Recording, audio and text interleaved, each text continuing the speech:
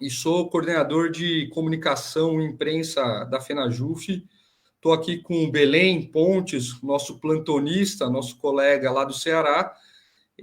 Já vou passar a palavra para ele, mas estamos hoje com mais uma live da FenaJuF sobre um tema que interessa a todos nós, né? Congelamento salarial, desconto previdenciário e a publicação dos quintos. Estamos aqui como convidados com o Thiago Queiroz, da nossa assessoria parlamentar, e com o Dr. Paulo Freire, da nossa assessoria jurídica da FenaJuF, para tratar desses dois temas. Passo para você, Belém, para você dar as boas-vindas aos nossos colegas aí, e depois a gente volta a conversar um pouco mais. Boa tarde, obrigado, Thiago. Boa tarde ao doutor Thiago Queiroz, ao doutor Paulo Freire, muito obrigado pela presença. Boa tarde para os colegas, servidores e servidoras do PJU, do MPU. Queria desejar os meus sentimentos aos familiares que perderam colegas servidores nesses últimos 2 meses, bem como também os servidores que perderam familiares, que no caso específico do Ceará, nós tivemos 3 colegas que perderam os pais. Então, assim, é um momento difícil, de pandemia, de caos, onde o servidor está trabalhando muito preocupado com esse momento econômico do país, social e político. E nós estamos aqui para discutir um tema difícil, né? Que congelamento salarial, nós já tivemos essa experiência no período de 2006 a 2016, e o governo, com essa PLP 39/2020 aprovada, passa para 2021 congelamento dos salários. E a respeito dessa questão do desconto previdenciário, na verdade é uma redução salarial. O servidor, no momento desse que ele está com dificuldades financeiras, muitos dos consignados, muito tendo que ajudar os familiares e amigos, tem muita gente infelizmente desempregada no nosso país, muita gente passando por dificuldade, e o servidor, apesar da mídia vender, apesar do governo dizer, ele não tá isolado, ele não é uma ilha. Então, muitas vezes ele está ajudando a irmã, o irmão, o pai, a mãe, os amigos, até funcionários, né? Se houver, também está ajudando nesse momento difícil. Então, a partir de março, nós tivemos essa redução salarial bem significativa, porque o governo ele passou a alíquota de 11 até 22%. Então, teve casos de colegas que, no mínimo, teve 33% de aumento de contribuição.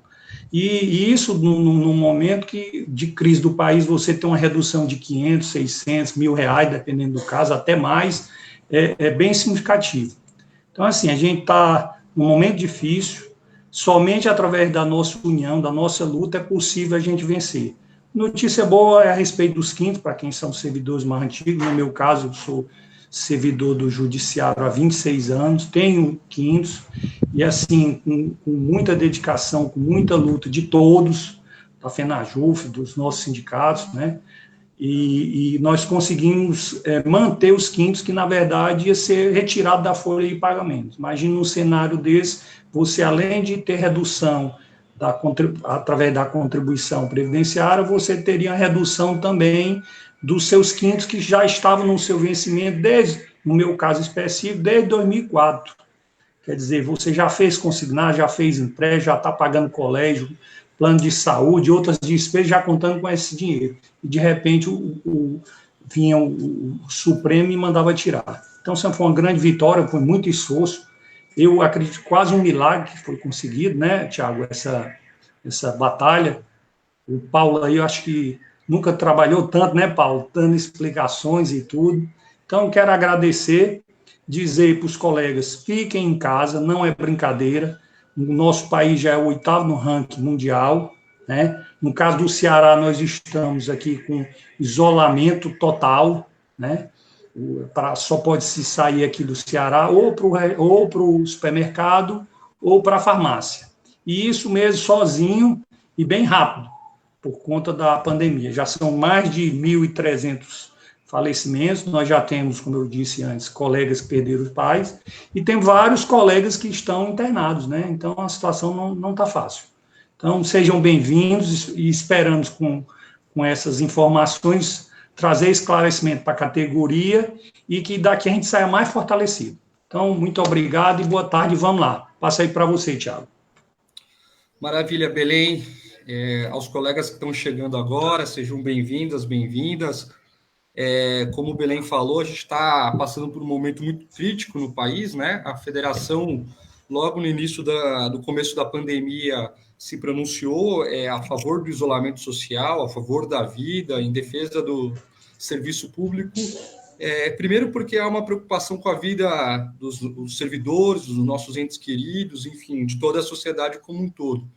E segundo, porque há uma preocupação que nós, trabalhadores do serviço público, não paguemos a conta dessa crise sanitária. A gente já sabe que anteriormente a crise sanitária já tinha um problema de crise econômica e que, por parte de muitos políticos, muitos deputados, por parte do governo, há uma intenção de querer transferir essa conta para a classe trabalhadora, né? Seja para nós, para a iniciativa privada. Então, ficamos muito atentos com relação a isso. Hoje, a gente atualizou os nossos dados de falecimento no judiciário, são 12 colegas de todo o Brasil que faleceram, né, tanto dos trabalhadores do Judiciário Federal quanto do Judiciário estadual, né, 12 colegas de todo o Brasil, oficiais de justiça, agentes de segurança, técnicos, analistas, enfim, histórias que se vão demonstrando que não é uma gripezinha o que aconteceu, né? Não é uma gripezinha. Então, nós da diretoria da FenaJuf deixamos nossa solidariedade aos familiares, aos colegas que perderam seus entes queridos, perderam as pessoas que conheciam, por parte dos oficiais de justiça, desses 12, são 6 colegas oficiais de justiça, e deixamos nossa solidariedade mesmo. É um momento muito, muito sensível e por isso nos preocupa, né, nesse momento o Congresso, o governo, vir com esse projeto PLP que o Thiago Queiroz vai conversar com a gente sobre isso, né? Esse projeto que acaba atacando o direito dos servidores, né? A gente vai conversar, há uma preocupação grande da diretoria da FenaJuf sobre isso. Nós fizemos uma campanha nas redes sociais, porque era o que nos cabia naquele momento, 2 emendas supressivas do artigo 7º e do artigo 8º sobre o tema, que o Thiago vai falar melhor. Sobre o artigo 8º até que teve uma disputa mais acirrada na Câmara, artigo 7º a distância foi um pouco maior, divulgamos os nomes dos deputados que votaram contra e a favor ao congelamento salarial no site da federação, e é isso, agora estamos nesse processo até dia 31 de maio, a resolução do CNJ nos coloca em casa, né, no teletrabalho, especificamente. Nós, da federação, trabalhamos para que a resolução saísse, que padronizasse esse entendimento nacionalmente, porque a gente sabe que tem alguns tribunais que querem antecipar a volta, por entender que naquele local, naquela região, a Covid não se alastrou, e isso nos preocupa, porque coloca em risco a vida das pessoas, né, dos servidores, dos colegas. E depois, quando teve até o dia 15 de maio, nós também atuamos para prorrogar no dia 31 de maio. Então, ficamos felizes. E só antes de passar para o Thiago Queiroz, que vai fazer a fala sobre o congelamento, uma tristeza pela decisão do ministro do STF, o Fux, né, que nós da federação entramos com uma interpelação judicial, depois o Dr. Paulo Freire até pode falar rapidamente sobre isso, bem pontualmente, sobre o fato do Guedes ter nos chamado de parasitas, né? E a resposta inicial do Fux, do ministro, foi no sentido que cada servidor individualmente precisava buscar a justiça. Nós vamos recorrer dessa decisão, nosso jurídico, o Belém faz parte do nosso corpo jurídico, como diretor, o doutor Paulo Freire como advogado na assessoria jurídica, mas deixa já a nossa indignação com relação a isso, vamos buscar as formas e os meios adequados para ele pagar por essa irresponsabilidade dele sobre as falas deles com relação aos servidores públicos. É isso, Thiago, passando a palavra para você, obrigado por aceitar o convite, estamos à disposição aí, qualquer coisa é só falar. Vai lá, Thiago. Certo, muito obrigado, Thiago. Primeiro, boa tarde, né, Thiago, Belém, Paulo, e a todos os ouvintes dessa live que eventualmente assistam depois, né, que vai ser disponibilizada. Gostaria de parabenizar, agradecer a FENAJUF e parabenizar pela iniciativa, não só dessa live, mas de todas as que estão sendo realizadas agora nesse período mais recente, em razão desse momento complexo que passa a vida brasileira, de todos os brasileiros, e eu diria até do mundo, em razão desse momento complexo nas mais diversas dimensões, sejam elas políticas, econômicas, sanitária, né, como foi mencionado aqui, social, enfim. Então, acho que é extremamente importante. E no conjunto de tudo isso, em razão da pandemia, vários assuntos estão sendo debatidos e tratados dentro do Congresso Nacional por meio de votação remota, que dificulta bastante, para não dizer que impede, na totalidade, a participação popular nessas decisões que estão sendo tomadas.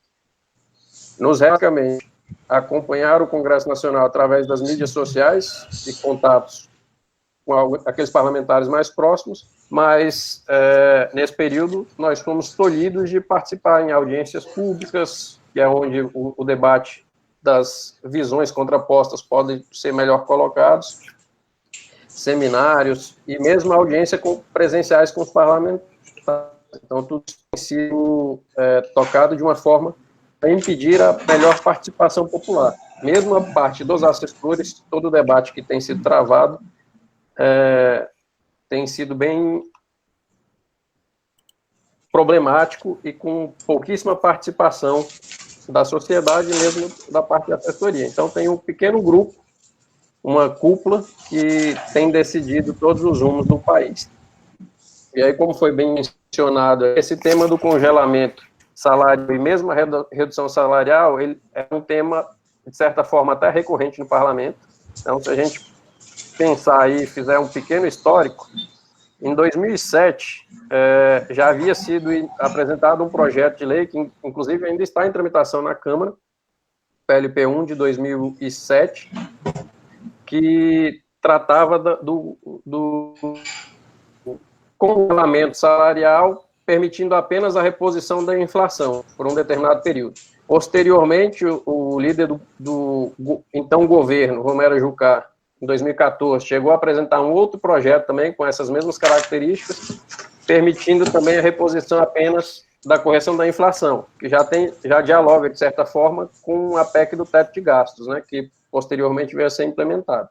E aí é o passo seguinte. Então, chegando aqui no governo Temer, então tem a primeira medida que de fato conseguiu ser concretizada, que foi o novo regime fiscal, com o congelamento das despesas públicas com base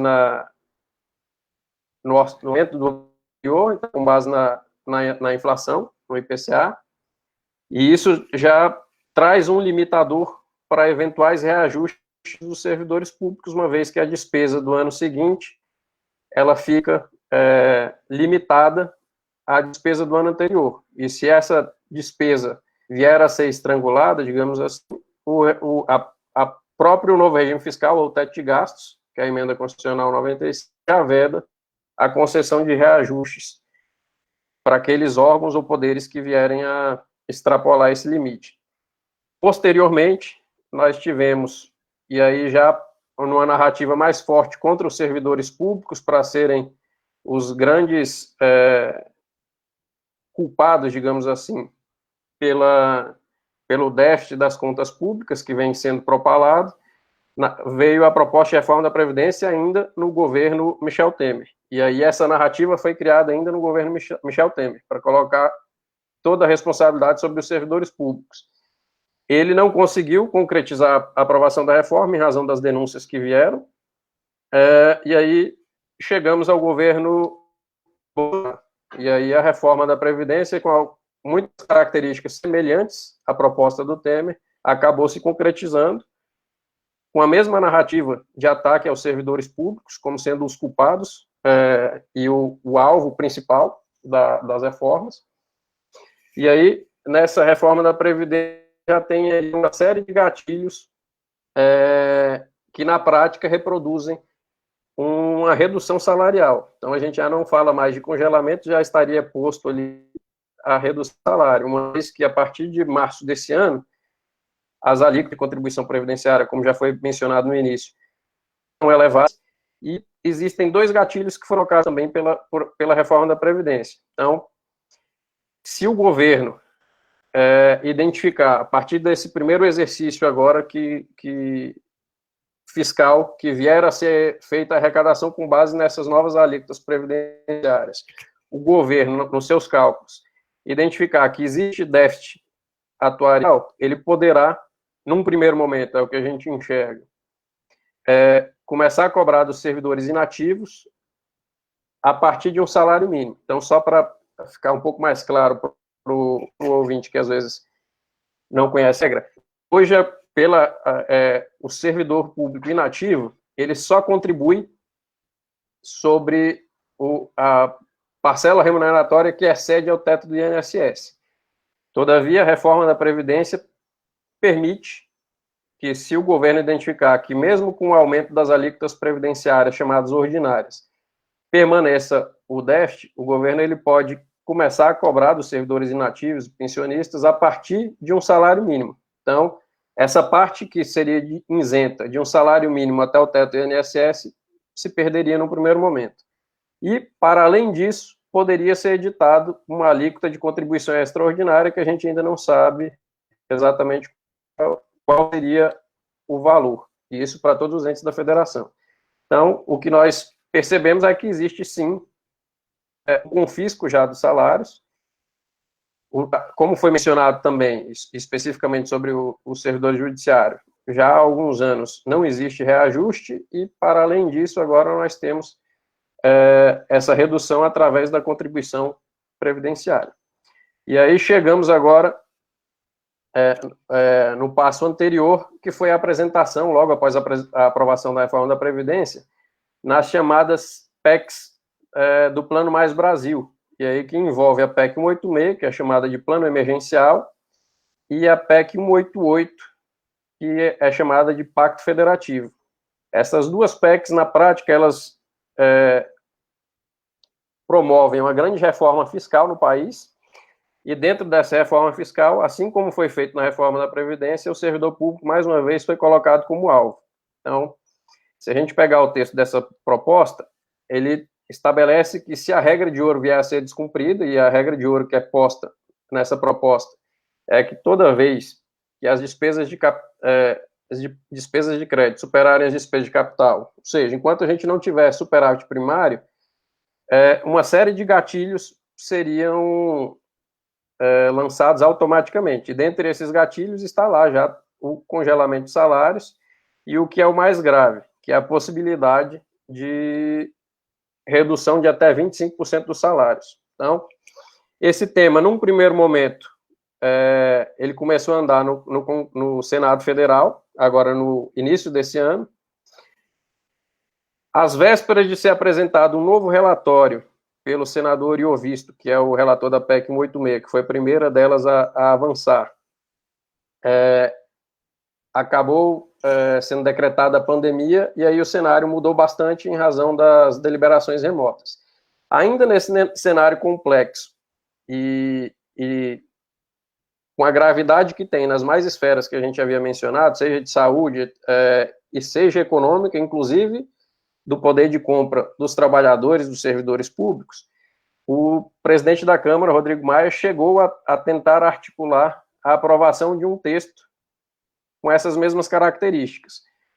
Todavia, ele, nas primeiras conversas, inclusive com outros poderes, eles chegaram ao entendimento de que não tocariam nesse ponto específico sobre a redução de salários, enquanto durar, ao menos enquanto durar esse período da pandemia e no contexto das votações remotas. Apesar disso, quando veio a votação, a chamada PEC do orçamento de guerra, que era o contexto onde o Maia inicialmente planejou tratar desse tema, mas depois ele acabou retirando, o Partido Novo tentou resgatar tudo isso que estava sendo construído e apresentou 2 emendas para tentar prever uma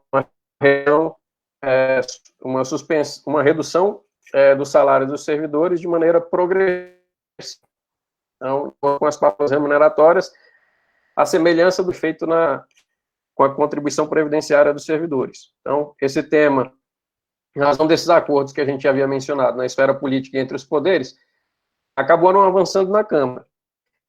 Mas fato é que o chamado Plano Mansueto, que acabou sendo desencadeado nesse PLP 39 de 2020, né, que é do senador Anastasia, tratava basicamente de um auxílio financeiro aos estados em razão da crise que a gente passa e da déficit de arrecadação que os estados estão passando. Então, lá foi colocado alguns dispositivos para alterar a lei de responsabilidade fiscal, com impacto para os servidores públicos, e um outro dispositivo que trata dos congelamentos de salários, que aí chegamos, então, ao que estaria de ser sancionado pelo presidente da República. Então, vou passar aqui rapidamente sobre os principais pontos que foram aprovados e que estão contidos nesse PLP 39, que foi remetido à sanção. Esse texto, ele teve várias idas e vindas, uma vez que começou como PLP 149 na Câmara, onde não existia nenhum tipo de contrapartida com impacto para os servidores públicos. Posteriormente, o Senado, mais especificamente o próprio presidente do Senado, que é o senador Davi Alcolumbre, em negociação direta com o ministro da Economia, ele optou por resgatar esse projeto do senador Anastasia, prejudicando o texto que tinha sido aprovado pela Câmara dos Deputados, introduzindo essas redações que eu havia mencionado, e aí com impacto para os servidores públicos. Posteriormente, esse texto foi para a Câmara fez os ajustes, voltou ao Senado, o Senado acolheu para ajustes e o texto foi para ação. Então, aqui, haja dúvida, vou me referir aqui especificamente ao texto que foi enviado para a sanção presidencial. Então, do texto que foi enviado para a sanção presidencial, o artigo 7º, ele modifica o artigo 21 da LEF. O artigo 21, inciso 2º, ele traz um primeiro ponto com impacto para os servidores públicos, em especial para os servidores do Poder Judiciário. Como foi bem mencionado pelo Tiago, nós chegamos a apresentar destaques e emendas para tentar suprimir esse dispositivo, mas que acabou não logrando êxito. Mais especificamente ao artigo 21, inciso 2º que eu havia mencionado. Ele torna nulo o ato que resulte em aumento de despesa com o pessoal 180 dias anteriores ao final do mandato do titular do poder ou órgão referido no artigo 20. Então, aqui tem uma medida bastante restritiva para os servidores do Poder Judiciário, uma vez que, diferentemente do Poder Executivo, a troca dos entes do Poder Judiciário se dá de 2 em 2 anos. Então, ao você limitar que a concessão de reajuste não possa ser feita no período de 180 dias anterior ao final do mandato, então, desses 2 anos, eu teria na prática 1 ano e 6 meses ali para fazer qualquer tipo de trabalho.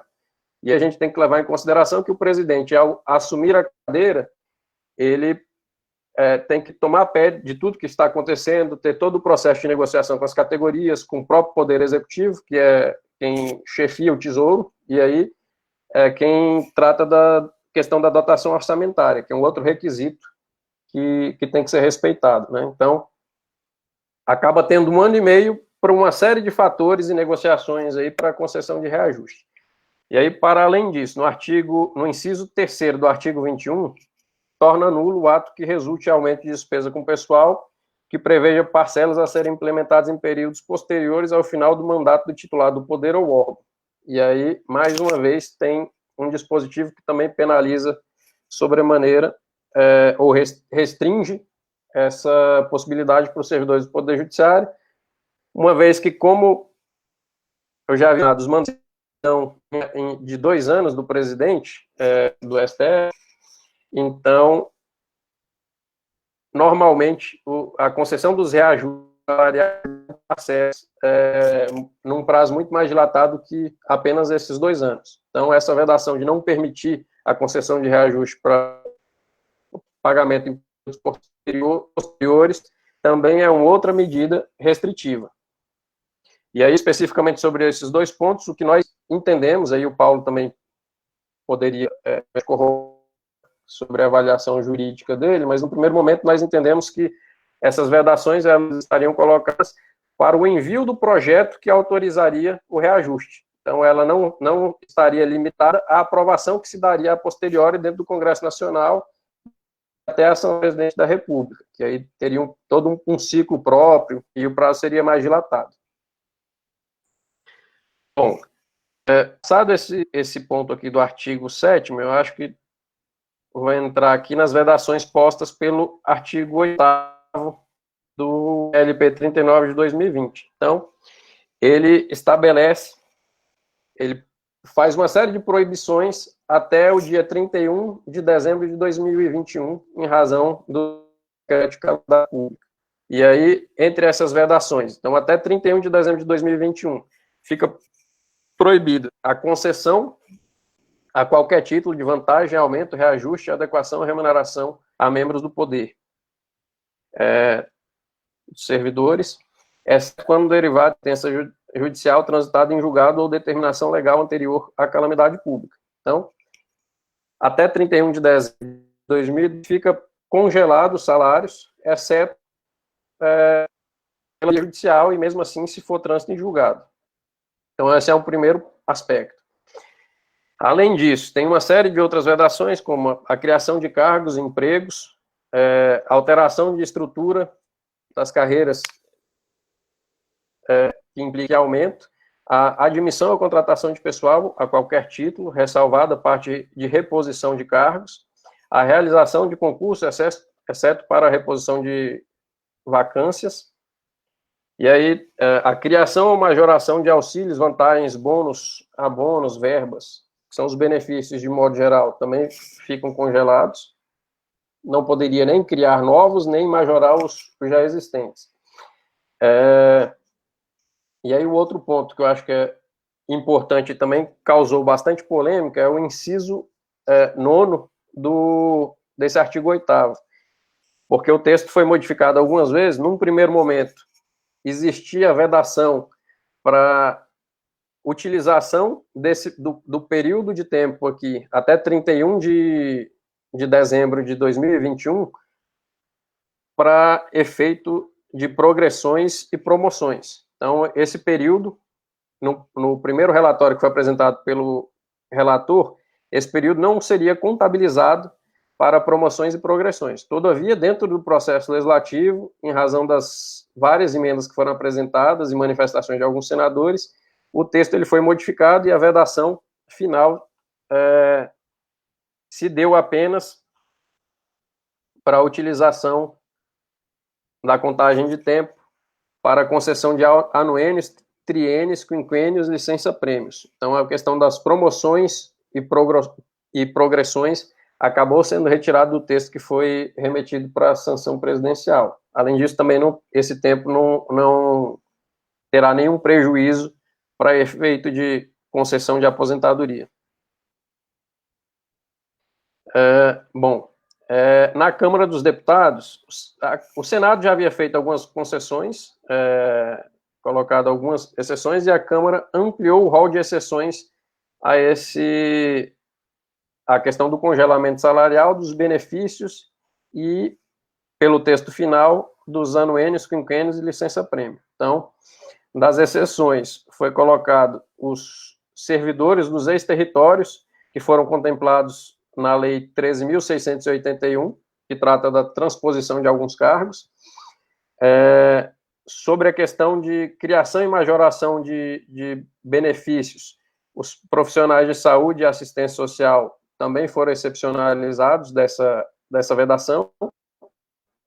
E aí, o posterior aqui excepcionalizou a vedação da concessão de ajuste salarial e utilização do tempo de serviço para contagem, caso aqui para a concessão de anuênio, quinquênio e licença-prêmio para os policiais federais, rodoviários federais, policiais militares, carreiras periciais, agentes socioeducativos, profissionais de limpeza urbana, serviços funerários, assistência social, trabalhadores de educação pública e profissionais de saúde da União dos Estados, DF e municípios envolvidos no combate à Covid. Então, em síntese, essas foram as exceções colocadas aqui no texto, e que já existe uma manifestação pública do ministro da Economia no sentido de solicitar veto a esse dispositivo.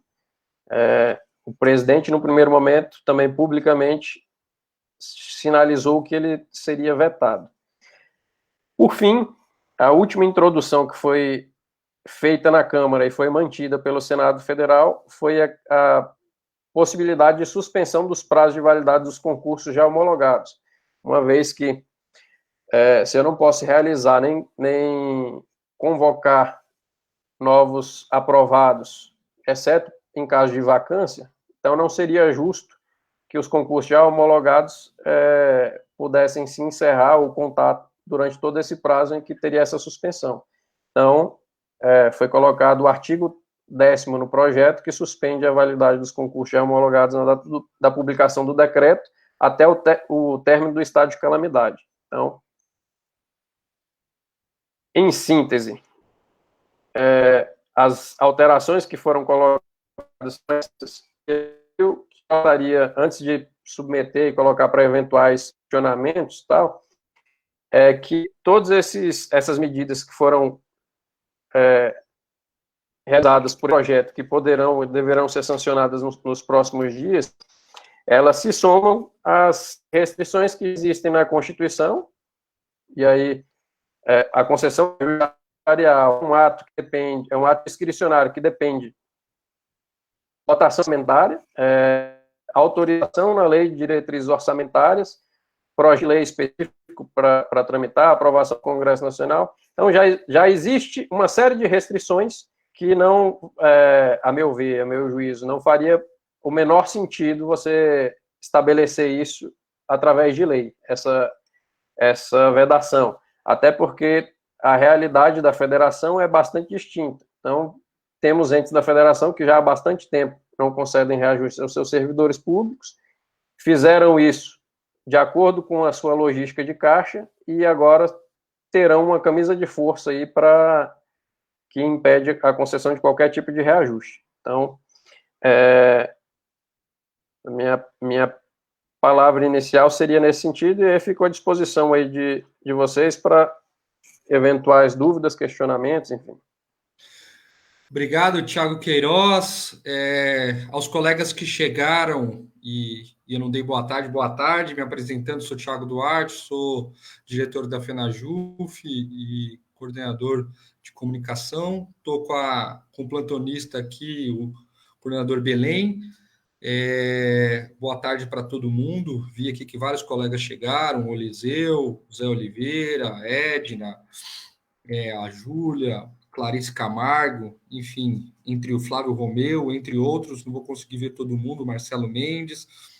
E aí, gente, quem tiver perguntas, né, tanto direcionadas ao Thiago Queiroz quanto ao Dr. Paulo Freire, que agora vai falar sobre constitucionalidades e inconstitucionalidades do congelamento, desconto previdenciário e a questão dos quintos, é só escrever tanto no Facebook quanto no YouTube, né? Quem ainda não curtiu, se inscreveu aí no YouTube da Federação da FENAJUF, faça isso, né? Para receber os vídeos, receber as atualizações.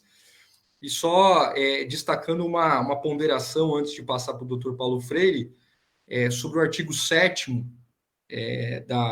do PLP, que foi aprovado, uma preocupação grande, que é a questão da forma como eles proibiram. Diferente do artigo 8º, que tem uma temporalidade, né? São 1 ano e meio, mais ou menos até final de 2021, na prática até 2022, o artigo 7º é indefinido. E qual que é o problema do artigo 7º? O pessoal jogou muito foco no congelamento, mas o artigo 7º, ele, de uma certa forma, ele proíbe a forma de reajuste que nós temos desde 96, né? Nós, servidores do Judiciário, desde 96, temos um tipo de forma de reajuste que é o plano de cargos e salários, que a gente chama de PCS. Então, foi assim em 96, foi assim em 2003, 2002, 2003, 2004, foi assim em 2006, 7, 8, e foi assim agora em 2016, 17, 18 e janeiro de 2019. Exceção nesse período foi só durante o governo Dilma, que ela deu um reajuste linear para todos os servidores públicos, de em torno de 5% ao mês no orçamento, que aí teve impacto orçamentário para cada servidor de maneira diferente. Fora isso, foi sempre dessa maneira, através do PCS. Então, a federação atuou para que houvesse uma emenda excluindo o artigo 7º e o artigo 8º. O artigo 8º, claro, ele dá mais ibope, porque ele é mais fácil de ser entendido pela população de uma certa maneira, mas o artigo 7º, ele é muito ruim para nós, a gente precisa pensar muito bem como que a gente vai dar continuidade, porque o mandato do Poder Judiciário ele é de 2 anos, e ele proíbe que haja reajuste 6 meses antes do término do mandato. Então, na prática, a gente vai ter 1 ano e meio, de uma certa forma particular, o reajuste, sendo que o presidente do STF agora vai ser trocado em setembro, quer dizer, quando ele está assumindo, ele está pegando o pé até ele começar a iniciar o trabalho, para a gente uma dificuldade maior até do que para os servidores de outros poderes, né, como é o Poder Executivo e Legislativo, apesar que o Poder Legislativo tem um questionamento sobre o mandato também do chefe, que seriam 2 anos, mas no caso do Poder Executivo, de 4 anos. Então, a gente vai precisar pensar bem sobre isso. Já tem alguns colegas falando que agora a database, a luta conjunto com os demais servidores públicos, ela ganha outro patamar, outro relevo, quer dizer, o foco da database sobre isso, e aí a gente vai precisar debater entre a gente, nos nossos espaços. A FenaJuF teria uma plenária agora em junho, mas por causa do Covid lá em Belém do Pará, claro, foi cancelado, mas a gente precisa pensar e se reposicionar politicamente, né, sobre a questão salarial e sobre os ataques que já foram anunciados pelo Maia. O Maia não desiste da gente. O Maia, Bolsonaro, Guedes, enfim, esse pessoal não desiste. Quer dizer, eles tentaram antes da pandemia, não conseguiram, fizeram um congelamento e já sinalizaram que depois, pós-pandemia, seremos nós, os trabalhadores, que iremos pagar a conta da crise. Então, a gente já tem que ir se preparando para esse próximo cenário que está por vir. Então, agora eu passo a palavra para o Dr. Paulo Freire. O Dr. Paulo Freire é advogado da assessoria jurídica da federação. Seja bem-vindo, Dr. Paulo Freire, para conversar com a gente sobre as ilegalidades, constitucionalidades do congelamento salarial, mas também sobre o desconto previdenciário e a publicação do Acórdão dos Quintos. Seja bem-vindo, doutor. Muito obrigado, coordenador Tiago. Gostaria de saudar todos e todas que nos ouvem, nos veem, em especial ao coordenador Tiago, ao coordenador Belém, né, da pasta jurídica, e ao assessor parlamentar da federação, Dr. Tiago Queiroz, né. Em vários e inúmeros momentos trabalhamos junto, né, na perspectiva tanto aí dos processos legislativos, já para ir nos preparando para, em aprovação desses projetos, a gente tentar combatê-los judicialmente. Antes de adentrar nos temas específicos, pessoal, eu gostaria de fazer uma pequena introdução de que toda vez que, né, o Estado brasileiro, né, a classe dominante, né, o empresariado entra em crise, a tendência é que os trabalhadores paguem a conta, né? Toda a conta é debitada aos trabalhadores, trabalhadoras, servidores e servidoras. E não é diferente nessa crise que tem origem sanitária e que agrava uma crise econômica, social, ambiental que já vinha percorrendo há um bom tempo, né? Alguns localizando aí no ano de 2008, início disso, e que agora ela se agrava, né, por conta dessa crise sanitária. E mais lá para frente nós vamos ver, no campo das constitucionalidades desse PLP, das inconstitucionalidades desse PLP 39, de que a ideia da lei de responsabilidade fiscal lá na origem está sendo subvertida, né? Está sendo alterada por conta desse modelo de enxugamento do Estado, né, na pessoa dos seus servidores e servidoras. Então, sempre se apresenta como solução retirada de direitos dos trabalhadores e trabalhadoras, servidores e servidoras para momentos de crise. E não seria diferente numa crise sanitária que agrava uma crise social e econômica mundial que já vinha assolando o mundo há um tempo. E também, a título de introdução, o coordenador Tiago citou a questão da interpelação promovida pela federação em torno da fala do ministro Paulo Guedes, chamando os servidores, né, de parasitas e o Estado como hospedeiro, é uma decisão que, na nossa avaliação, é bastante frágil, porque diz que a federação é ilegítima para interpelar, porque a interpelação é uma medida preparatória para uma eventual queixa-crime, a depender da resposta do interpelado, uma eventual queixa-crime movida por qualquer pessoa em face do interpelado.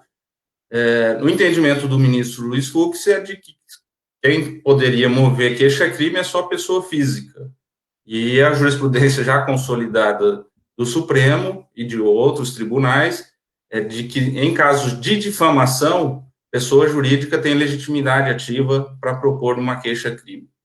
Então, a federação, na interpelação, estaria atuando em nome dos servidores, mas também estaria atuando em nome próprio, né, enquanto federação que representa sindicatos de servidores e servidoras do Poder Judiciário Federal e do Ministério Público da União. Então, nós já estamos providenciando recursos para que isso seja devidamente debatido e que, se continuar o entendimento de que a federação não tem legitimidade para tanto, o Supremo terá que mudar a sua jurisprudência consolidada já há muitos anos, né, desde 2003, de que pessoa jurídica também pode ser sujeita passiva de crime de difamação, né? No nosso entendimento, ocorreu neste caso. Ou também, se o Supremo preferir que 120 mil servidores interpelem o ministro Paulo Guedes, eu acho que haveria um número muito grande de ações no Supremo, o que não é a vontade dos ministros, que a todo momento reclamam do excesso de judicialização no Supremo. No que tange a questão do PLP 39, né, o Thiago já abordou, o Thiago Queiroz já abordou com bastante propriedade o histórico, né, desse PLP, que deriva lá do PLP 149, né, do Plano Mansueto, né, na época secretário do Tesouro Nacional, em relação ao congelamento de gastos, né? Só que aí houve essa modificação para que o PLP começasse no Senado e terminasse, portanto, no Senado, né? E pudesse o Senado dar a última palavra em relação ao PLP, antes de enviar para a sanção ou veto do presidente da República. O presidente do Senado, então, atuou para que isso ocorresse, né? Transformou o PLP 149 no 39, né, ele foi o relator, a autoria do Anastasia, mas para que o Senado ficasse com a última palavra, né, o Senado enviou à Câmara, a Câmara retirou alguns trechos, né, emendou outros, e devolveu, e o Senado recolocou esses pontos, né, alguns que não são diretamente relacionados à federação, aos servidores públicos, mas que são interessantes, né? Aquela excepcionalidade, né? Algumas categorias estariam fora desse congelamento, que a Câmara acrescentou algumas, né? E o Senado manteve aquela expressão desde que tiverem atuação no processo do controle da pandemia.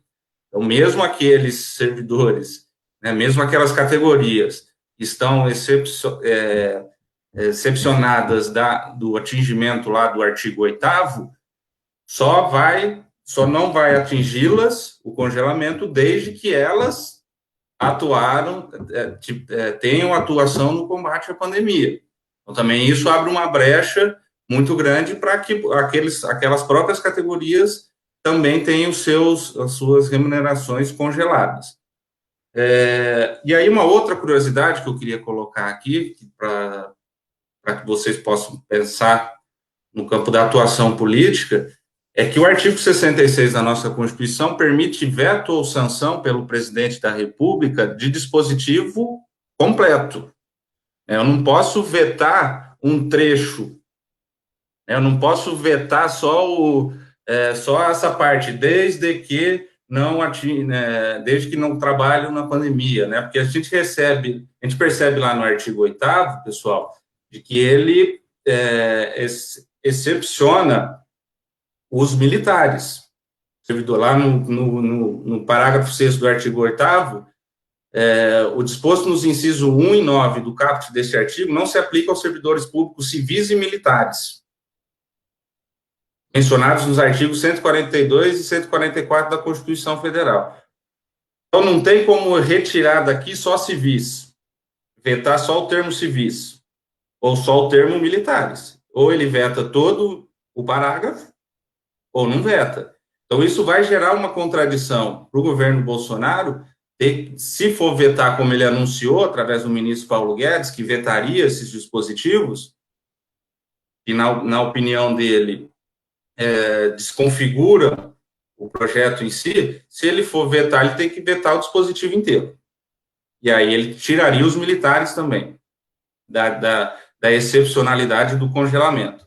Então, isso também é uma possibilidade, e daí eu concordo, né, expressamente aí com o que o Thiago disse anteriormente, da nossa preocupação com o artigo 7º, que ele é definitivo, ele não é só para o período da pandemia. E tem uma singularidade, e ele desvirtua todo a própria lei de responsabilidade fiscal. Tá? Nisso eu vou dizer posteriormente, mas no que tange ao Poder Judiciário, é importante observar que no inciso 3º do artigo 7º, diz o seguinte: o ato de que resulte aumento de despesa com o pessoal que preveja parcelas a serem implementadas em períodos posteriores ao final do mandato do titular de poder. Então, além dele não poder conceder reajuste nos últimos 6 meses do mandato dele, o reajuste que for concedido tem que ser pago no mandato dele. Não pode ficar parcela para ser pago no mandato do posterior. Essa é uma interpretação que já está sendo colocado, que praticamente inviabiliza, né? Mas nesse ponto de reajuste, eu já vou dizer mais à frente que essa é uma matéria que já tratada no Supremo, e que para mim está chovendo ainda mais no molhado, porque o Supremo já, no tema reajuste anual geral, né, na mesma data, com os mesmos percentuais, no tema reajuste setorial, né, por categoria, por setores, ou mesmo por ente da federação, o Supremo tem adotado uma jurisprudência extremamente defensiva para que isso não possa ocorrer, né, e eu já vou dizer isso à frente. Mas antes, vamos lá agora para o tão dito artigo 8º dessa PLP, né, ele altera o artigo 65 da Lei de Responsabilidade Fiscal. E o que diz o artigo 65 da Lei de Responsabilidade Fiscal? Que no caso de calamidade pública reconhecida pelo Congresso, serão suspensas a contagem dos prazos e as disposições estabelecidas nos artigos 23 da Lei de Responsabilidade Fiscal. E o que fala o artigo 23? Né, de que não pode, a despesa com o pessoal não pode ultrapassar as medidas previstas no artigo 22, né? Então, não pode ultrapassar aquele percentual da Lei de Responsabilidade Fiscal. Mas a própria Lei de Responsabilidade Fiscal, no artigo 65, quando excepciona para casos de calamidade pública, ela diz que não se aplica às disposições do 23. E, né, na minha compreensão, qual era o sentido disso? Momento de calamidade pública é momento excepcional, não é momento para você cortar salário, não é momento para você congelar salário, pelo contrário, é o momento que você tem que usar as reservas obtidas no período de normalidade para combater uma anormalidade. Então, ela excepciona, o artigo 65 excepciona o 23, que permite, inclusive, você gastar acima dos limites impostos pela Lei de Responsabilidade Fiscal. E é justamente essa a ideia, né? Justamente essa é a reflexão que tem que ser feita, de que no momento anormal você tem que recorrer a gastos, a mais despesas e não a cortar receitas, né? E não a cortar, me enganei, não a cortar despesas, porque é um momento anormal. E aqui o que está sendo feito com o PLP 49 é justamente desvirtuar toda essa ideia, né, que nós sabemos da origem da lei de responsabilidade fiscal, mas agora está ficando ainda mais gravosa. Então, no tema do reajuste, pessoal, vou colocar alguns cenários para a gente analisar do ponto de vista de decisões do Supremo, né? O Supremo, no RE 565089, disse o seguinte, que cabe ao Poder Executivo iniciar um processo legislativo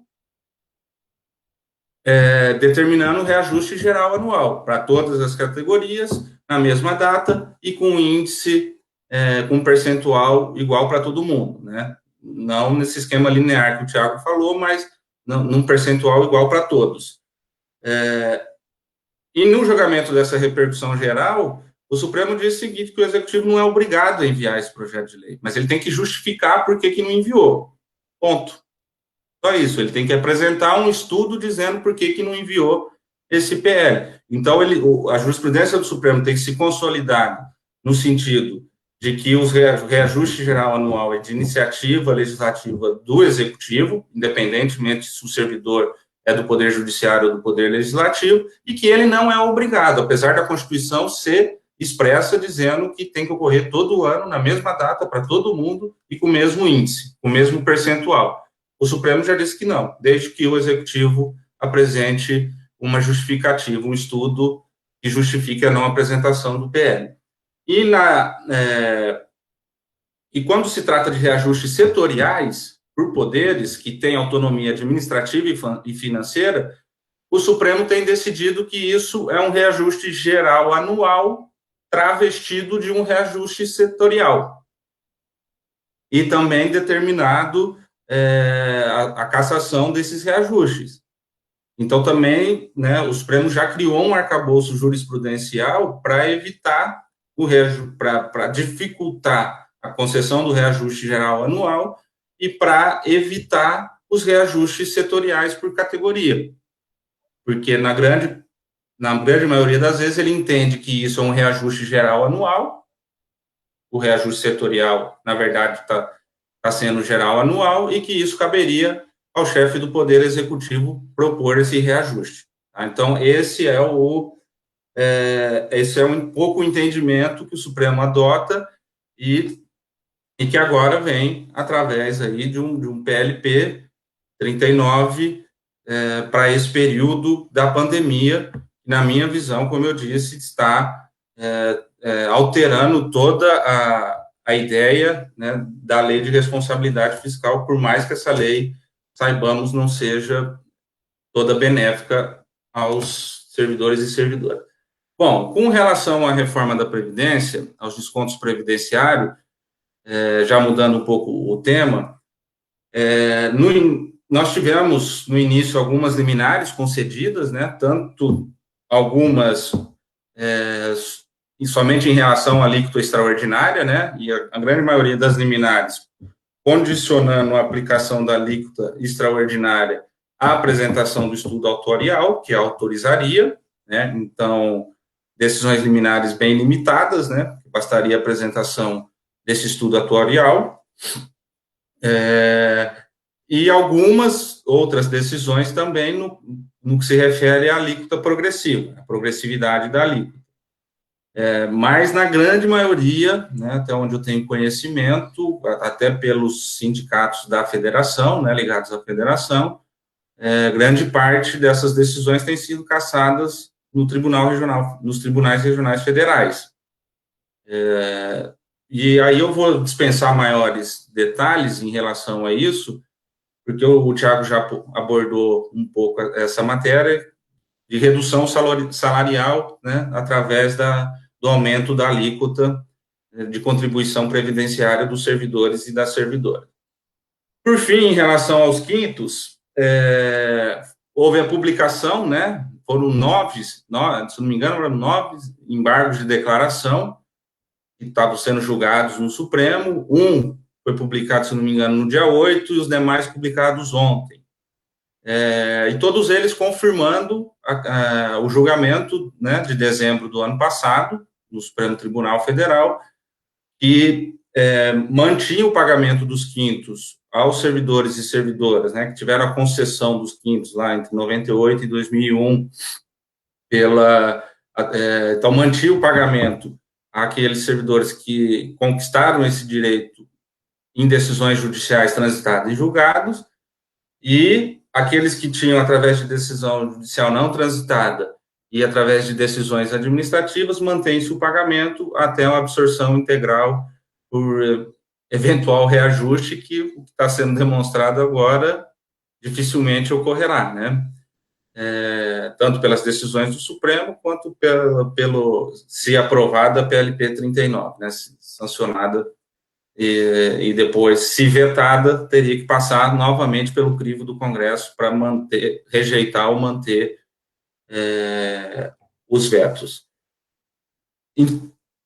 A única coisa que eu gostaria de alertar em relação aos quintos, né, o ministro Gilmar Mendes sempre não, né, em alguns momentos disse, inclusive, que não necessitaria de ação rescisória, né, aquele momento mais tenso, né, Belém, onde nós achávamos, inclusive, que algumas manifestações dos ministros diziam que não haveria necessidade nem de ação rescisória para combater a coisa julgada em decisões judiciais que concediam os quintos, né, o pagamento dos quintos, né. Ele não adotou esse entendimento, né, nessa última oportunidade, mas no voto dele aparece isso, de que se houver necessidade, há meios adequados, jurídicos, para combater a coisa julgada a partir de decisões do Supremo. Então, eu não descartaria a possibilidade aí de haver ações rescisórias, né, da União contra essas decisões transitadas em julgado, e o que nos faria ter que já, né, nos preocupar e já nos prepararmos para fazer esse bom combate aí jurídico, tendo em vista que pode haver essa atuação jurídica por parte da União de tentar reverter as decisões aí transitadas em julgados através de ações rescisórias baseadas em decisões do Supremo Tribunal Federal. Mas isso ainda é mera conjectura, né? Vamos aguardar o posicionamento da União. No entanto, trabalho, assim como o Belém disse, que foi uma grande conquista, né? Fizemos bastante, trabalhamos bastante, tanto na política quanto no Poder Judiciário, para que pudéssemos reverter alguns posicionamentos do Supremo e que a manutenção do pagamento, tanto em decisões administrativas, decisões não transitadas e julgadas, e decisões transitadas e julgadas, fossem mantidos, né? Nas decisões administrativas e não trânsito, apesar de declarar a inconstitucionalidade do pagamento, modulou-se os efeitos e manteve os pagamentos, né? Nas decisões transitadas e julgado, foi reconhecida a continuidade do pagamento sem essa ressalva de incorporação futura, absorção futura por reajuste salarial. Então, pessoal, dos temas propostos, eu queria abordar, né, inicialmente estes, e fico à disposição, né, mais uma vez agradecer o convite da federação, e fico à disposição aqui para os questionamentos, debates, reflexões que o pessoal apresentar aqui na nossa conversa. Muito obrigado. Obrigado, doutor Paulo Freire, aí, pelas contribuições. O doutor Paulo Freire, que se colocou à disposição, está com um ente querido no hospital, né, doutor? E nossa solidariedade aí pela diretoria da federação, que se recupere o mais rápido possível, mas mesmo assim está aqui com a gente. Antes de passar para o Belém, nosso coordenador plantonista junto comigo aqui, queria destacar que as perguntas vão ser lidas na sequência, depois que o Belém falar, e aí a gente passa novamente tanto para o Tiago Queiroz quanto para o doutor Paulo Freire, tá? Só dando uma saudação aqui ao Guto Conde, a Lúcia Bernardes, ao coordenador da FENAJUF também, Ronaldo das Virgens, a Lúcia, uma militante histórica aqui da nossa federação, tá? O Gerson, presidente do Sindicato de Pernambuco, ao Bruno Gomes de Reis, enfim, dá uma saudação especial aos sindicatos que estão compartilhando essa live também com a sua base. Então, pelo que a gente tem de notícias aqui, se a gente tiver outras notícias, por favor, nos avisem, mas o Sindicato do Rio Grande do Sul, Sintrajuf, o CISEJUF, Sindicato do Rio de Janeiro, e também o Sintrajuf de Pernambuco, que são os sindicatos que estão compartilhando. Mas se tiver mais algum, é só avisar que a gente dá a notícia aqui. E passando agora para o Belém, e depois que o Belém fazer uma fala ali, a gente faz a leitura das perguntas. Belém, está contigo. Obrigado, Tiago. Boa tarde a todo mundo que está assistindo a gente. Um abraço aí para o Ronaldo, para o Gesso, todos os colegas. Dizer que é uma honra estar participando aqui desse evento. Eu queria fazer uma pergunta aqui para o Tiago Queiroz, sobre a avaliação dele em relação à votação no Senado Federal e também até na Câmara dos Deputados. Assim, para nossa surpresa, os partidos de esquerda aderiram na votação, que acabou prejudicando os servidores. No caso do Senado, teve votação 80-1, depois 81-0, né? E no caso da Câmara dos Deputados, vou dar o exemplo aqui do Ceará, nós somos 22 deputados federais, dos 22, na reforma da Previdência, 11 votaram contra o governo e 11 a favor. Então, a gente tinha uma base de esquerda aí, no mínimo de 11 deputados federais. Infelizmente, nessa votação agora do congelamento de salário, nós tivemos 18 deputados federais favoráveis aqui no Ceará e 3 contra. Dos 3 contra, a gente, graças a Deus, conseguiu conversar com a deputada federal Luziane Lins, do PT, com o Divan, do PDT, e Célio Estudo, do PF, do PV, perdão. Então, eu queria que ele analisasse nessa conjuntura, porque, assim, a ideia que está tendo é que tanto os partidos de direita, extrema-direita e de centro, e até agora de esquerda, estão colocando a conta nos servidores em relação à pandemia. Não se falou em nenhum momento de alongar aí o pagamento desses juros que o país paga tanto, de procurar até os banqueiros para contribuir nesse momento tão difícil, grande fortuna. Não, o primeiro grupo a pagar a conta foram os servidores. Então, Tiago, eu queria que você fizesse uma análise assim, para a gente ter uma compreensão melhor. Até porque depois disso aqui, qual é o cenário que a gente tem com essa decisão dos partidos de realmente botar a conta nos servidores? Muito bem colocado. Tiago, antes de passar a palavra para você, porque aí tem outras perguntas, eu já passo, e aí você já faz uma pergunta geral, tá? Gente, eu vou ler aqui as perguntas, se tiver alguma comida de bola aqui, nossa, vocês avisam que a gente refaz a pergunta. Mas assim, pelo que eu vi aqui de perguntas que estão tanto no Facebook quanto no YouTube, né? O pessoal, Tiago, como a sua internet estava um pouco instável, não ficou muito claro a questão das progressões na carreira, né? Então, o colega Timaster Silva, não sei se assim se pronuncia, colega, se for assim, se não for assim, me desculpe, mas e como irão ficar as progressões na carreira, então? Elas podem ser concedidas? Então, deixar isso daí bem redondo. A Rosana Monteiro perguntou aí para o doutor Paulo Freire, vamos separar, eu acho que podemos deixar então para o Tiago e depois eu faço as perguntas para o doutor Paulo Freire. Tem só uma questão aqui, Patrício Saboia Ximenes comentou assim, existe uma inflação real anual e os servidores públicos são cidadãos que cuidam dos serviços que viabilizam o exercício de vários direitos. O que fazer para manter o valor real dos salários? E aí eu engato nisso, Tiago, para que você pudesse fazer uma reflexão sobre a questão do artigo 7º e os PCS que nós, aqui no Judiciário, sempre tratamos como uma forma de reajuste, de recomposição salarial, né? Como que você avalia? Quer dizer, há uma maior chance da database ser colocada na pauta e na ordem do dia, uma articulação com os servidores públicos de uma maneira geral, ou ainda há espaço na sua avaliação para a discussão do PCS?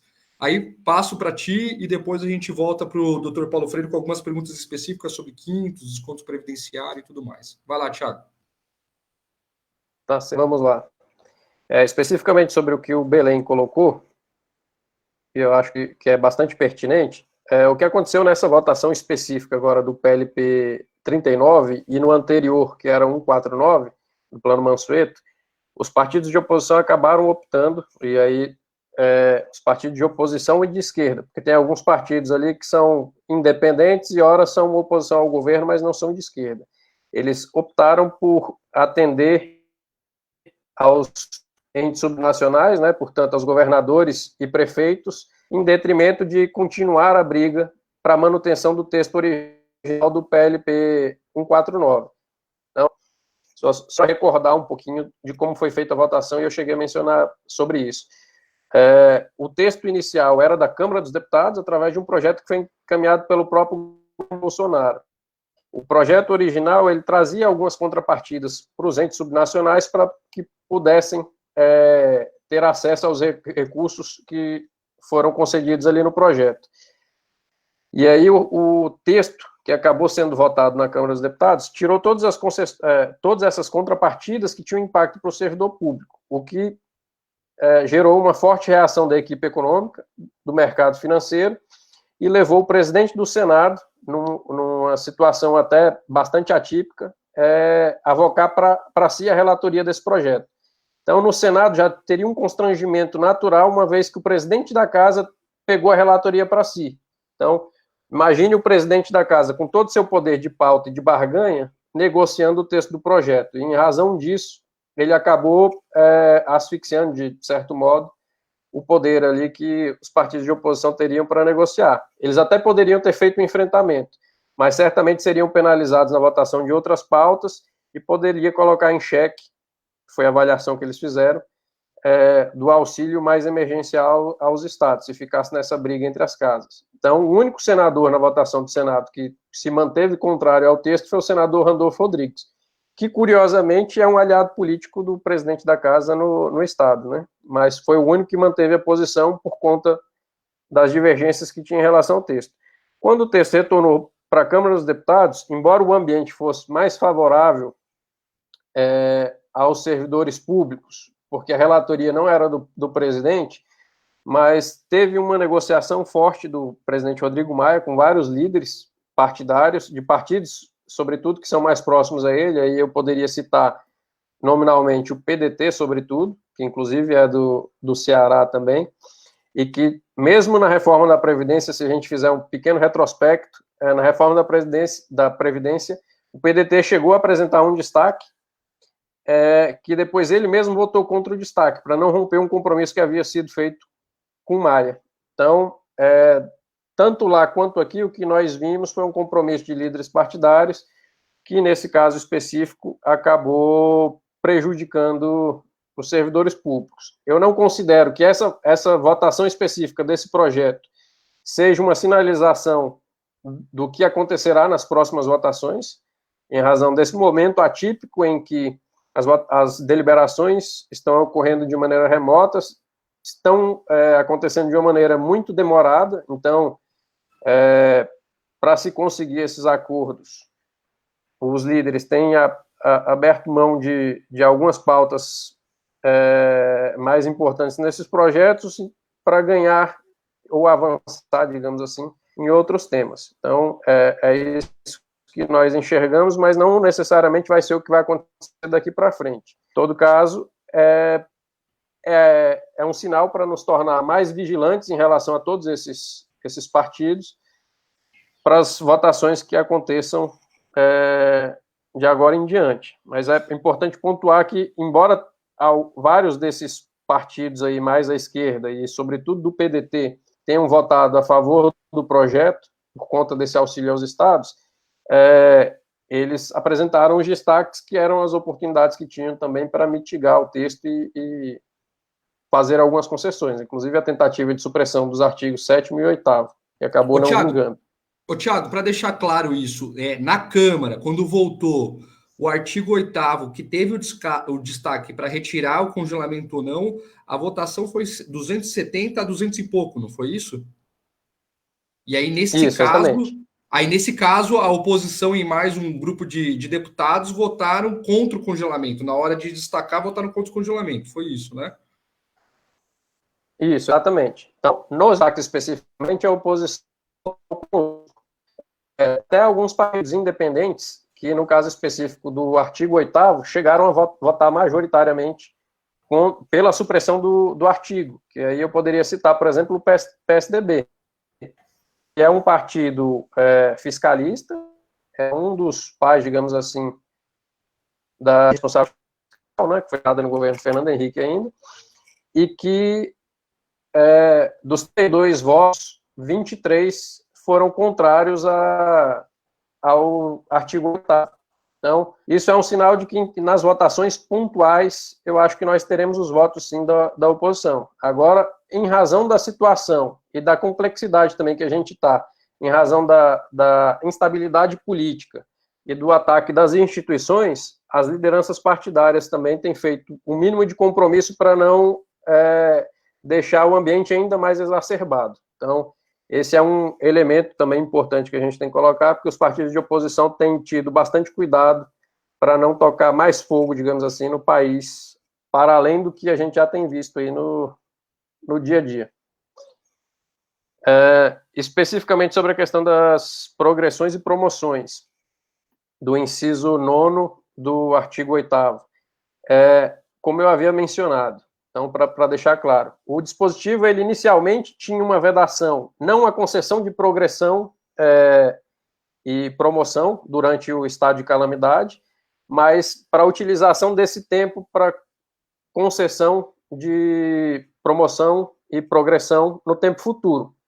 Todavia, essa vedação que existia no texto original, ele foi retirado. Então, o texto que foi remetido à sanção, para ficar claro, ele não traz qualquer tipo de vedação, nem para concessão de progressão ou promoção durante o estado de calamidade, nem para a utilização do tempo de serviço desse período de estado de calamidade para concessão de promoção e progressão futura. Então, só para ficar bem claro, não tem risco especificamente sobre esse aspecto, em relação ao texto que foi remetido à sanção presidencial. Sobre o último ponto, que é a questão da recomposição e a valorização real do salário dos servidores públicos, nós temos um ambiente de bastante complexidade em razão das diversas restrições que estão postas. Então, eu havia mencionado que nós temos aí em vigência o novo regime fiscal, que é a emenda constitucional 95, que estabelece uma vedação para concessão de reajuste quando a despesa dos poderes e órgãos superarem a despesa do ano anterior, corrigido pela inflação. Então, considerando que até 31 de dezembro de 2021, a despesa com o pessoal estará congelada, a partir de 2022, que é quando teríamos a primeira janela aí para ter qualquer tipo de projeto propor reajuste salarial, ele poderá estar estrangulado em razão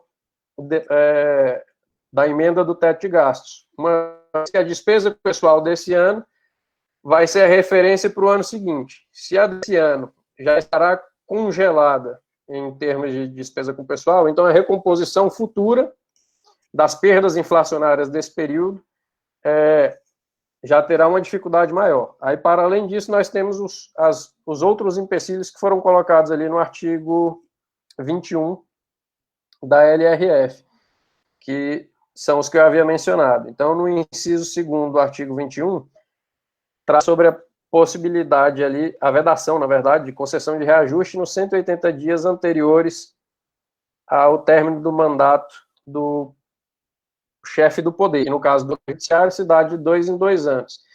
Então, o mandato do ministro Toffoli termina agora em setembro de 2020, e aí nós teremos o mandato do ministro Fux, que irá até setembro de 2022. Então, o que nós enxergamos aqui, a janela para reajuste salarial, se dará de janeiro a março de 2022.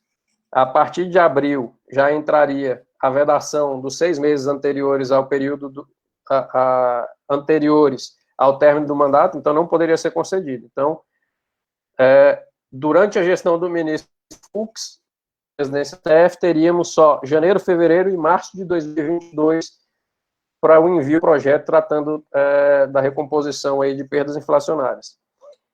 E aí, lembrando que existe a vedação do inciso 3º, que impede o pagamento de parcelas para períodos posteriores ao término do mandato do presidente do poder ou órgão. Então, é uma outra limitação, uma vez que a negociação dentro do orçamento, dentro da Lei de Diretrizes Orçamentárias da LOA, teria que ser feita dentro de 1 ou, no máximo, 2 exercícios fiscais. Então, a outra janela que nós teríamos seria com o ministro posterior ao Fux, então estaríamos falando ali a partir de setembro de 2022. Então, esse teria um prazo um pouquinho maior para fazer essa discussão. Obrigado, Thiago. Essa janela de janeiro a março de 2022 mostra a dificuldade que a gente tem, porque o Legislativo começa a funcionar em fevereiro, né, início de fevereiro, aí às vezes tem eleição para presidente da Câmara, eu acho que 2022 não é o caso, né, só 2023, mas em todo caso, enfim, toda uma dificuldade que a gente vai ter para o próximo período, que a gente vai precisar aprofundar, conversar bem, como que a gente trabalha o tripé posterior à pandemia, claro, de pressão nas ruas, nas redes sociais e no parlamento para sair do congelamento, né? Veio uma última pergunta, Thiago, bem papum aí para a gente passar para o doutor Paulo Freire, que tem bastante pergunta para ele. As alterações do Gerson, lá de Pernambuco, as alterações do PLP referentes às dívidas previdenciárias dos entes federativos afetam o financiamento do regime próprio, na sua avaliação? Então, eu confesso que eu não fiz uma análise mais aprofundada especificamente sobre esse dispositivo. Em primeira análise, nós não enxergamos nenhum impacto, mas eu não fiz uma análise mais profunda para afirmar com convicção quais seriam os eventuais impactos sobre essas mudanças. Tá bom, então já fica aqui uma demanda nossa, dos plantonistas aí para a assessoria parlamentar nossa, para dar um retorno até o final da semana, se possível, se não posteriormente, sobre isso, claro, especificamente, claro. Porque a gente sabe que vai ser, a nossa preocupação é que isso seja uma justificativa no futuro para instituir a contribuição previdenciária, quer dizer, eles tiram a base do orçamento e depois falam, não tem dinheiro para pagar, né? Então, vale a pena a gente estudar sobre o assunto e demandar. Dando uma saudação também especial aqui ao Luiz Cláudio, diretor da Federação, Edson Borowski, que também está aqui presente, Anésio Henrique, agente de segurança aqui da Federal aqui de São Paulo, Flotilde, colega oficial de Justiça de Minas Gerais, entre outros. Doutor Paulo Freire, eu vou dividir em 2 perguntas, 2 blocos de pergunta para facilitar, um sobre os quintos e outro sobre a questão da... Microfone aberto aí, gente, algum de vocês. E o outro sobre a questão do desconto previdenciário. Sobre os quintos, o que a gente tem de pergunta é o seguinte, aí depois, Belém, se você tiver alguma pergunta adicional a essas perguntas, você apresenta. Rosana Monteiro fala, interesse em saber a respeito dos quintos que estão sendo retirados dos servidores aposentados nos acordos do TCU. Então, o enfoque específico dos servidores aposentados. Clarice Camargo, do Rio Grande do Sul, houve a publicação dos acordos quintos. Finalmente, esse assunto está encerrado, que aí é um pouco a discussão da ação rescisória que o doutor comentou, mas que a Júlia Cristina, aqui de São Paulo, pergunta, mas o prazo da rescisória não é de 2 anos? As pessoas não estão recebendo os quintos desde 2001? Essas decisões não transitaram em julgado? Então, sobre os quintos, né? Sobre os quintos ainda, que são vários, então vai anotando aí, doutor. Sobre quintos e GAI para os oficiais de justiça, surgiu aqui a dúvida da cumulatividade, havia um certo debate com relação a isso antes da pandemia, o CJF meio que tirou isso de cena, até o Eduardo Virtuoso, um colega nosso que é diretor jurídico da FenaSoJaf, estava aqui, ele tem conhecimento sobre isso, mas estão perguntando essa preocupação também. José Bonato também perguntando: os processos julgados em primeira e em segunda instância sobre estados que aguardavam o acordo poderão ir para execução de pagamento de passivos atrasados? E, por fim, o Zambon, do TRT da 15ª, pergunta: o servidor que tem os quintos garantidos por sentença transitada em julgados, mas que não executou o passível, pode executar agora? Doutor Paulo Freire, eu sei que são várias, aí se precisar repetir, eu repito de novo, mas por enquanto é isso. E por fim, aqui chegou uma pergunta, perdão, anota aí essa pergunta, a última, aí não sei se o Belém vai ter mais alguma aí, mas com relação a uma associação que estava divulgando que tinha um prazo fatal para se filiar, porque senão não poderia usufruir do processo dos quintos. O que o doutor e a jurisprudência do STF fala sobre o assunto. Belém, tem mais alguma pergunta além dessa sobre os quintos? Depois a gente vai para o desconto previdenciário. É muita informação, né? Em relação aos quintos, eu quero só do doutor Paulo que ele esclareça se é possível entrar com ação, uma nova ação, que tem colega que está achando que pode entrar com essa ação. Se pode, como você falou, aderir a uma ação que já transitou em julgado para receber alguma vantagem. E, finalmente, explicar que essa ação já foi julgada no STF e se realmente ela foi improcedente ou não. Porque tem colega que está achando que tem direito a ganhar os quintos, a não ser no caso das modulações. Vai lá, doutor Paulo Freire. Bom, agradeço aí pelas perguntas. Eu sei que é um tema muito recorrente, né, na categoria. Agora, com essa decisão do Supremo, isso volta, né, e volta a fervilhar na categoria. Mas, assim, eu acho que duas coisas que eu vou dizer aqui agora já responde boa parte dessas perguntas. Primeiro, o que foi julgado no Supremo? Foi a segunda leva de embargos de declaração. Teve uma primeira leva, né, no acórdão colegiado lá de 2015, houve uma perda muito grande para os servidores. Na primeira leva dos embargos de declaração, manteve uma derrota para os servidores. Nessa segunda leva, aí sim já houve uma vitória para os servidores e servidoras.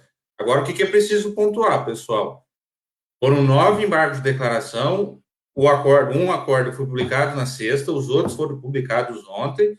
O RE 638-115 não transitou em julgado no Supremo Tribunal Federal. Ainda tem prazo para recurso da União, né? Tem os 5 dias úteis para ela opor embargos de declaração, se assim for de interesse, ou há também possibilidade de oposição de embargos de declaração, porque é um processo que é julgado em regime de repercussão geral, é escolhido um processo. Todos os outros ficam sobrestados. E esse processo tem parte. Esse processo, inclusive, é oriundo do Ceará. Então, tem, de um lado, a União e, de um lado, um servidor. E ainda não transitou em julgado. Então, todas essas questões relacionadas a TCU, relacionadas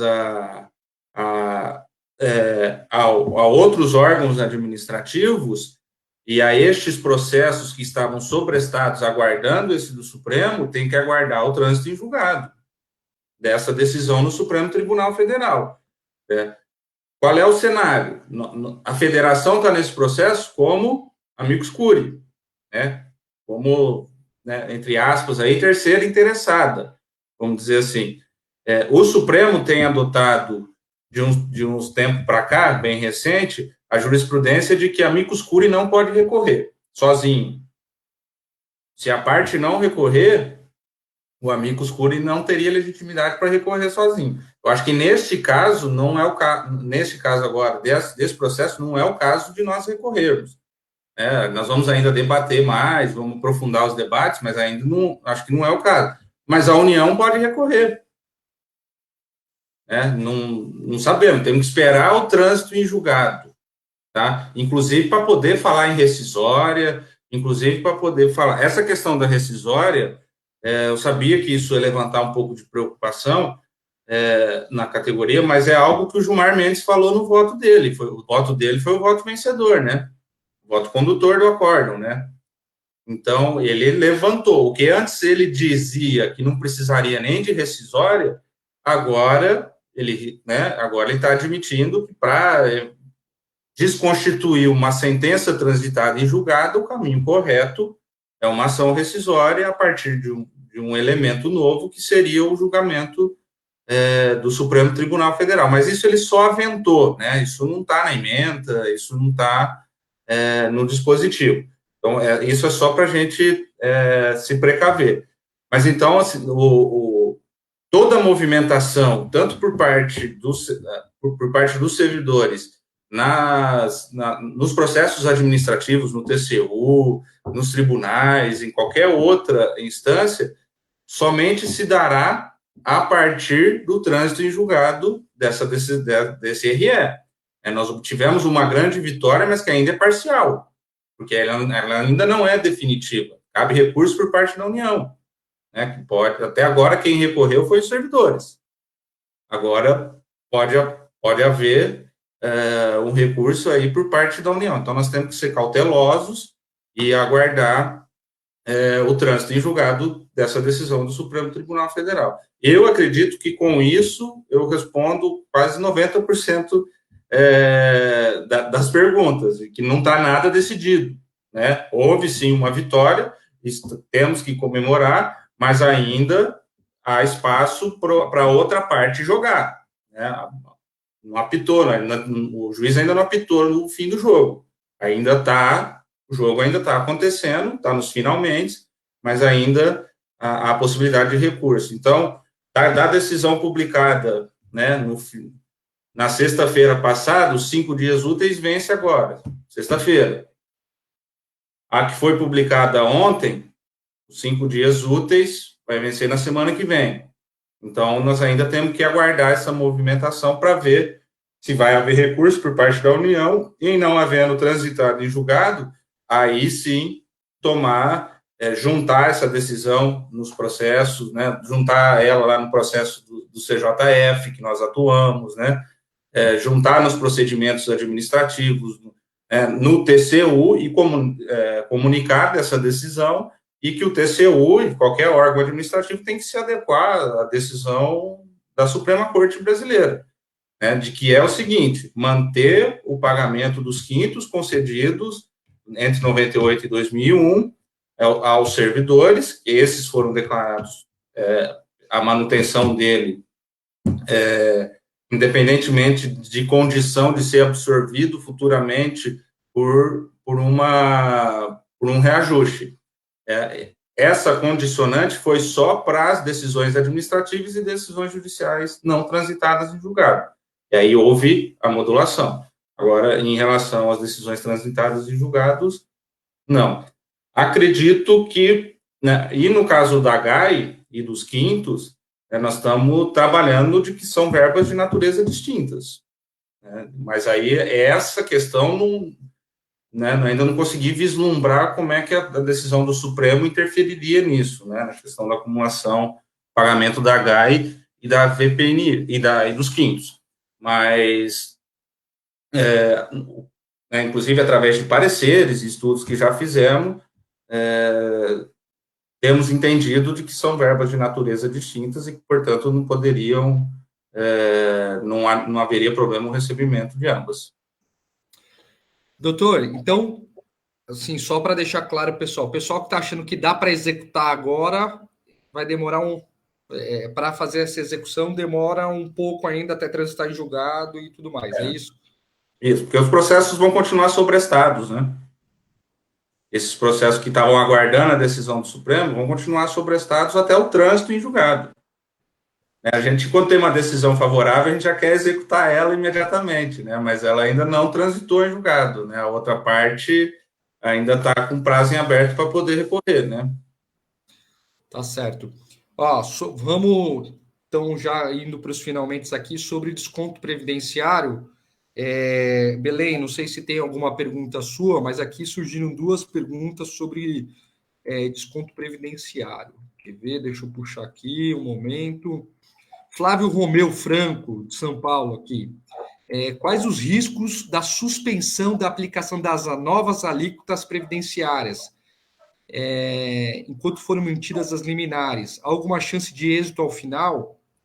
Enfim, como exemplo aí ele deu de uma associação.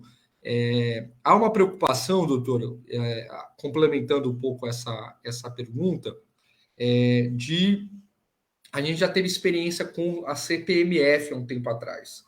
E tivemos experiência também quando mudou de 6% para 11% a alíquota da contribuição previdenciária. Que às vezes você consegue a tutela antecipada, a liminar, todo mundo fica feliz e contente. É importante, né? Claro, é uma baita vitória. A gente tem aqui, pelo que a gente tem notícia, o único sindicato pelo Brasil que ainda está mantido é o sindicato lá do Rio Grande do Sul, na base da federação. Outros sindicatos ainda não teve despacho e alguns tiveram ou favorável e depois foi cassado na segunda instância, como foi o caso do Rio de Janeiro, ou desfavorável. Mas, assim, a preocupação é que, passado um tempo, quando cair a liminar, tenha que ter pagamento retroativo daquele valor, né? Apesar da gente receber de boa fé, ou, enfim, a decisão, né? Com juros e correção. Isso chegou a acontecer no caso dos 6% a 11%, quando teve o aumento da alíquota.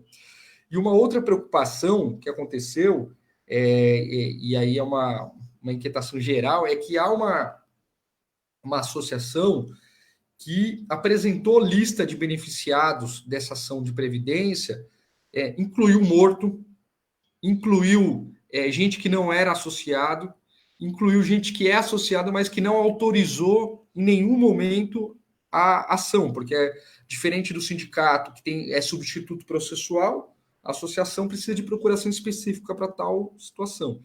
Então, assim, as pessoas estão angustiadas com a irresponsabilidade dessa associação, porque depois pode ter um prejuízo, sendo que não deu causa. Tem gente levantando até que isso pode gerar honorários de 10%, caso seja negativo, porque a jurisprudência do STF parece que é contrário. Então, sobre isso especificamente, gostaria que o doutor falasse, e aí também fizesse a ponte, que teve relação com isso, sobre a questão dos quintos. Se as pessoas podem entrar posteriormente. Tanto eu quanto o Belém comentamos isso, essa associação está vendendo aí, que poderia entrar posteriormente, uma execução, enfim, quando não entrou inicialmente na inicial, né? Belém, tem alguma coisa sobre isso ainda, sobre previdência, para a gente perguntar? Tenho. Eu queria saber dele como é que está o andamento lá no Supremo. Inclusive, a nossa federação entrou como amicus curiae. Então, como é que está o andamento, que eu acho que o ministro até agora não despachou, e se existe alguma sinalização. Porque realmente eu acho que o Supremo é que vai decidir isso. Na primeira instância, alguns juízes estão dando, e que eu saiba, o TRF da segunda região cassou, né, do Sincejuf, e aí eu queria que ele explanasse sobre esse tema. Contigo, doutor. Bom, de fato, eu acabei me esquecendo de abordar esse tema da associação. A jurisprudência do Supremo consolidada também em RE com repercussão geral, no sentido de que somente serão beneficiadas de ações judiciais promovidas por representante processual, no caso, associação, por entidade associativa, aquelas pessoas que eram associadas na data do ajuizamento da ação. Então, esse é o marco temporal que o Supremo adota. É a data do ajuizamento da ação. Pessoas que estiverem associadas naquela data. Por isso que o Poder Judiciário exige uma lista dos associados quando você entra com a ação. Que serão aquelas pessoas. Se a pessoa se associar no dia seguinte, aí tem que haver um outro procedimento, uma outra ação, para que ela seja beneficiada deste tema. Então, a jurisprudência consolidada, tá, pessoal, do Supremo Tribunal Federal, somente serão beneficiadas pela ação judicial promovida pela entidade associativa, beneficiadas ou prejudicadas, né, se houver provimento ou improvimento, somente as pessoas que estiverem associadas filiadas na data do ajuizamento da ação. Tá? Então, não é na data do julgamento, não é na data do trânsito em julgado, não é na data, não é qualquer outra data, é a data do ajuizamento da ação. Nesse mesmo RE, com repercussão geral, firmou-se o entendimento também de que não é necessária autorização individual para ingressar com a ação. Basta autorização coletiva, assemblear, mas específica, tá? Não é autorizo a associação a entrar com qualquer ação. Né? Autorizo a associação a entrar com a ação da reforma da Previdência, da emenda constitucional tal, do PASEP, da automação do trabalho e tal. Então, tem que estar específica, tá? Diferente de um sindicato que pode entrar com ação. A única exceção a este procedimento é o mandato de segurança coletivo. Esse, sim, depende de autorização, tá? Mas qualquer outra ação coletiva patrocinada por entidade associativa, ela somente beneficiará ou prejudicará as pessoas filiadas à época do ajuizamento da ação e se houver autorização específica, coletiva ou individual, para a propositura dessa ação. Tá? Então, esse é o entendimento pacífico do Supremo em relação a este tema. E por que um dos motivos do Supremo adotar esse entendimento é para evitar justamente situações como essa descritas pelo coordenador Tiago, né, de que associações viveriam única e exclusivamente de ações judiciais, né, e adotariam práticas de beneficiar mortos, beneficiar pessoas que às vezes nem pertencem, nem são mais servidor público, enfim, uma série de irregularidades que levou o Supremo a adotar esse entendimento. Uma outra questão, tangencia essa levantada pelo Tiago, é em relação a problemas éticos disciplinares que escritórios de advocacias têm tido na OAB e judicialmente por criarem associações para serem clientes dele, né? Então, a OAB e alguns tribunais aí têm entendido que isso é captação irregular, indevida de clientela, porque o escritório de advocacia cria o seu próprio cliente, né? E aí essa entidade passa a vender produtos, serviços jurídicos, né? E a cobrar taxas dos seus associados para tanto, para poder, te dou 10 dias para se associar, você paga uma taxa tanto, porque para você poder ser beneficiado de tal ação. Mas se a ação foi ajuizada antes, não será beneficiado. Haverá problemas para a execução disso depois. Então, não sei se eu consegui abordar todos os temas aí em relação à associação, e agora passando à questão da reforma da Previdência, a pergunta que o colega fez aí é o principal dilema dos colegas que tratam deste assunto, né, dos advogados dos escritórios que estão tratando deste assunto. Nós já tivemos muitas situações em que ganhamos a liminar, no final perdemos no mérito, né, perdemos no mérito e o servidor tem que devolver, nesse caso, né, nem teria que devolver, por exemplo, vamos supor que a alíquota seja hoje é de 11, né, passa a ser de 14, aí ganha liminar, volta para 11, continua 11. Aí daqui 10 anos, transita em julgado, perde, toda essa diferença de 3 anos terá que ser ressarcida ao erário. A questão do debate aí da boa-fé é muito complicado, porque contribuição previdenciária tem natureza tributária, e o Código Tributário Nacional afasta a boa-fé, mesmo o recebimento de boa-fé não não caracteriza a possibilidade desse recurso permanecer. É obviamente que lá, daqui 10 anos, 5 perdemos no mérito, vamos batalhar nos tribunais para reverter esses entendimentos. Mas só que o problema é que o raciocínio oposto a esse também causa problema, porque chegou-se a cogitar a hipótese de, ao invés de não descontar os 14 ou qualquer outra alíquota e manter a atual,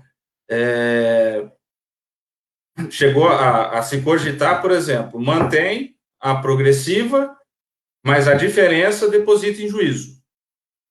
O ganho é liminar, mas ao invés de descontar 14 e passar a descontar 11, continua descontando 14, mas essa diferença de 3 vai para uma conta judicial. O problema disso é prático, né? Não tem como o juiz nenhum auferir quantos servidores são, qual é a diferença desses 3% para cada um, né? Então, mas é uma possibilidade jurídica a ser levantada, em alguns locais, né, não no ramo do serviço público do judiciário, mas em alguns outros locais, houve esse pedido, mas eu não conheço nenhum deferimento de pedido dessa natureza.